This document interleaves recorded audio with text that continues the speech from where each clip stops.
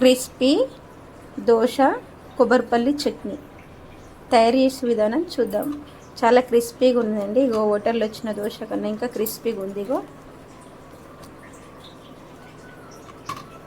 ఒకసారి ట్రై చేసి చూడండి. చిరుధాన్యాలతో దోశ తయారు చేసుకునే విధానం. అందుకు 1 కప్పు మినపగుండ్లు, 1 గ్లాసు ఇవి పజ్జొన్నలు,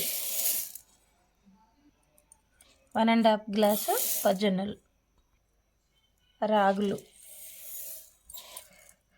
1 గ్లాసు.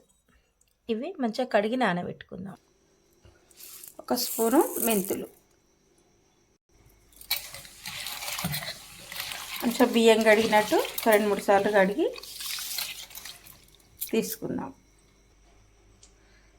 3 సార్లు కడిగి మళ్ళీ వేరే నీళ్ళు వేసుకొని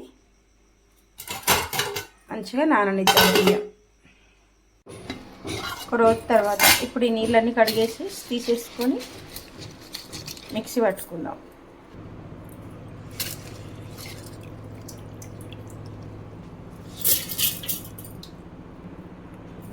ఇక్కడ బియ్యం తీసుకొని కొన్ని నీళ్ళు వేసుకొని మెత్తగా మిక్సీ పట్టుకుందాం.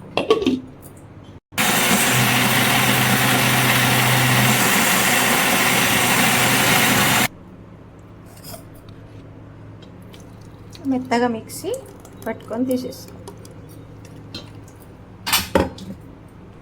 ఇప్పుడు ఇంకొకసారి కూడా మిక్సీ పట్టుకుందాం. ఇంకొక బ్యాచ్. ఇప్పుడు ఈ మురుమురాలు కూడా కడిగి అందులోనే వేసేసుకుందాం. ఇవి పేలాలు అంటారు, మురుమురాలు అంటారు. ఇవి అటుకులైనా వేసుకోవచ్చు, ఇవైనా వేసుకోవచ్చు. మనకు అటుకులు ఏవి అందుబాటులో ఉంటే అవి వేసేసుకోవచ్చు.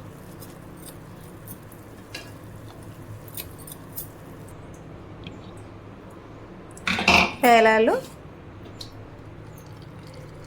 ఇట్లా మంచిగా కలిసేలాగా కలుపుకొని పక్కన పెట్టేసుకుందాం.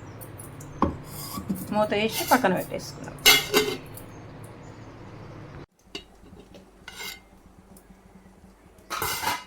పిండి 5-6 గంటలు నానింది. ఇప్పుడు దీనిలోకి మొత్తం పిండికి సరిపడా ఉప్పు వేస్తున్నా. 1 టేబుల్ స్పూన్ ఉప్పు,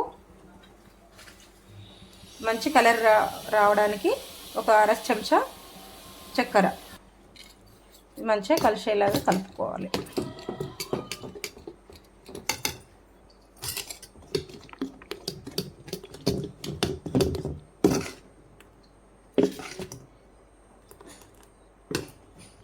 ఇప్పుడు స్టవ్ మీద దోశల పెంక పెట్టి కొంచెం నూనె వేసుకోవాలి. ఇప్పుడు కొంచెం నీళ్ళు చల్లి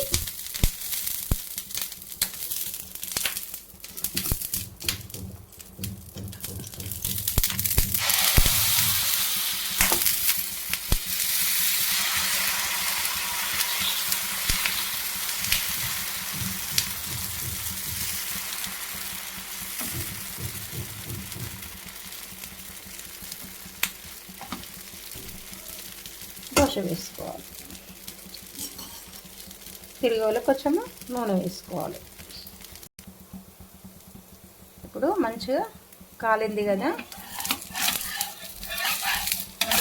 ఎల్లుడు కూడా ఈజీగా వచ్చేస్తుంది. ఇంకో పక్కన తిరిగేస్తుంది. ఇప్పుడు ఇంకో వైపు కూడా కాలినాక తిరిగేసుకొని ప్లేట్లకు తీసేసుకుందాం.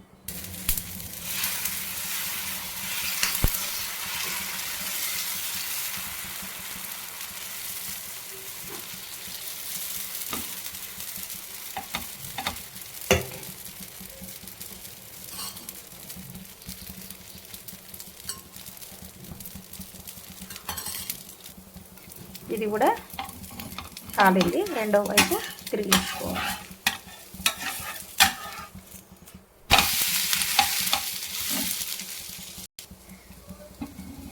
ఇప్పుడు ఇది కూడా తిరిగేసుకొని